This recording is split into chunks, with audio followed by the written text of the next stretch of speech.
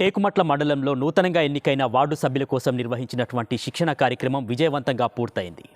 టేకుమట్ల మండలంలో కొత్తగా ఎన్నికైన 100 మంది వార్డు సభ్యులకు ఎంపీడీఓ అనిత ఆధ్వర్యంలో 5 రోజుల పాటు సమగ్ర శిక్షణ తరగతులు నిర్వహించారు. గ్రామ పంచాయతీల్లో సమర్థవంతమైన పరిపాలన అందించేందుకు ఈ శిక్షణ కార్యక్రమం కీలకంగా మారిందని అధికారులు తెలిపారు. పంచాయతీరాజ్ విధులు, ప్రభుత్వ పథకాల అమలు విధానం, ఆర్థిక నిర్వహణ, గ్రామ అభివృద్ధి ప్రణాళికలపై సభ్యులకు వివరణాత్మకంగా అవగాహన కల్పించారు.